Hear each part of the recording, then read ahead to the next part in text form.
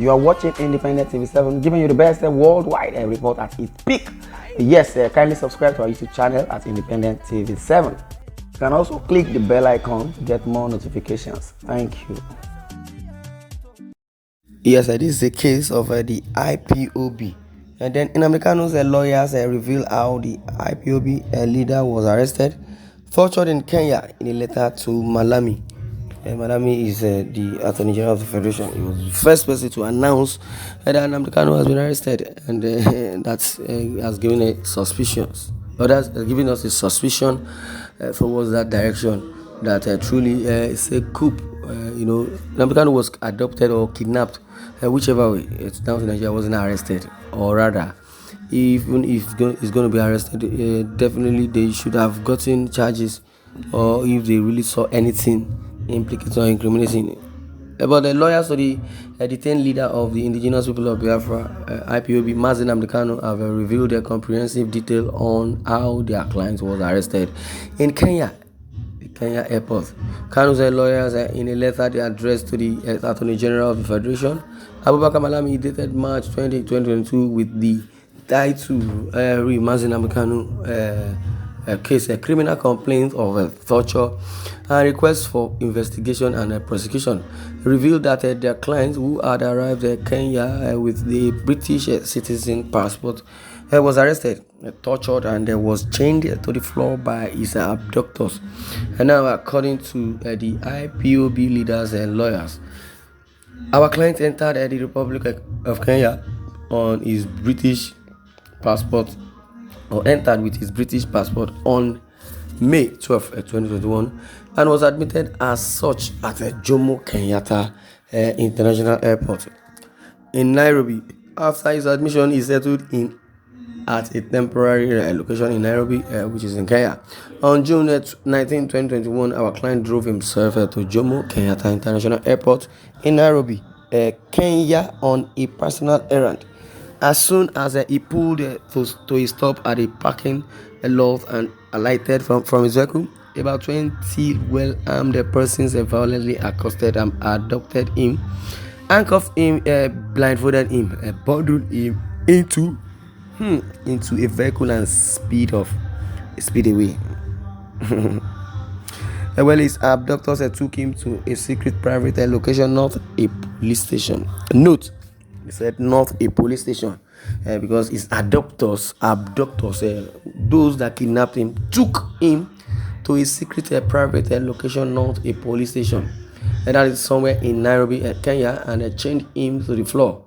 He was neither shown a warrant of arrest or extradition, nor told why he was abducted. Well, the abductors did not tell him who they were or who they are. From the conversations, he summarized that they were working for the government of Nigeria, GON, definitely, and its security agencies. That is what it is.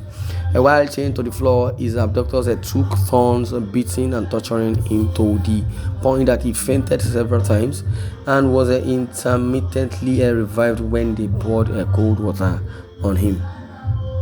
During the tortures and beatings, his abductors taunted him, verbally degraded him, and called him a separatist Igbo Jew.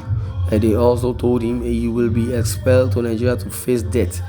He was chained to the floor for 8 days and was thus forced to relieve himself of urine and excrement or excreta where he was chained. Yeah, there is a iota of truth, or let me say, do what this headline or statement or article is saying is that nnamdi Kanu was, illegally arrested, or abducted, or taunted, and also I would say the government of Nigeria do not, have a respect for the rule of law. Even in the country called Kenya, what were they doing? What have they been doing towards this case? And same like go to Sunday, because we do not know why the Nigerian government acting with this kind of impunity. And it's not even far-fetched, because I would say President Muhammadu Buhari is representing the country as the president, while Malami is one presiding over the affairs of the country. And has it been in existence like that, or I don't really know? Also, throughout the duration of his secret captivity and torture, nnamdi Kanu was not allowed to bath and was fed only on bland bread once a day, and also he was given a non-sanitary water to drink. And except for the presence of his abductors, he was in solitary confinement the entire 8 days. Well, in Section 3, Bracket 2 of the Anti-Torture Act states that a secret detention places a solitary confinement, incommunicado, or other similar forms of detention where torture may be carried on are, prohibited. The IPOB leaders, lawyers represented by Aloy Ejimako Esquire, said our client states that from 29th of June 2021 to date, he has been subjected to solitary confinement lasting for 23 hours each day at the headquarters of the State Security Services in Abuja. Then, since then, our client has repeatedly requested independent medical examination by a physician of his own choice, but the requests were denied and declined. Our client has a life-threatening and serious health issues and conditions, namely heart disease and hypertension, which have been dangerously aggravated by the mental and physical torture he was subjected to. Well, the letter which I read the letter in full. 20th March 2022, Abubakar Malami, Senior Advocate of Nigeria, Attorney General of the Federation, AGF, Federal Ministry of Justice, Headquarters, and Shehu Shagari Way, Central District, Methama, Abuja, Federal Capital Territory. nnamdi Kanu, criminal complaint of torture and a request for investigation and prosecution. And now, you say, the boy in a small boy.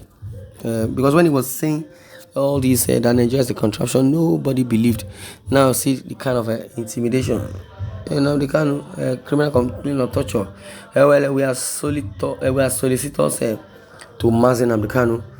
Thereafter, our client, on whose behalf and instruction, we must respectfully bring this complaint pursuant to Section A, Bracket A, and B, 2017, and Section 174 of the Constitution of the Federal Republic of Nigeria, 1999.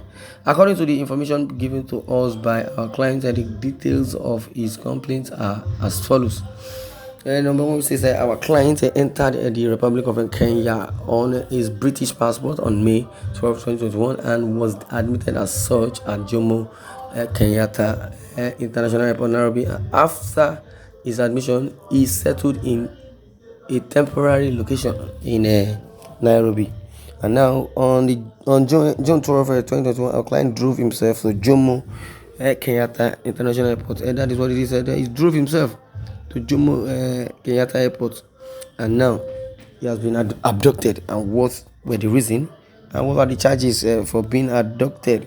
Because if you kidnap somebody, there should be a reason why you're kidnapping the person, and the criminality is not even far-fetched. You already said it, that if you want to boil rice, you go and do that by yourself. But notwithstanding, that is not a yardstick. But what we are saying in essence is that Abba Kyari or whoever that is pushing anybody to do anything, because I can see Malami also has a whole huge of problem with him. Well, this is what I'm going to do the cutting. I would like to share your views in the comment section. Thanks for listening, and God bless you.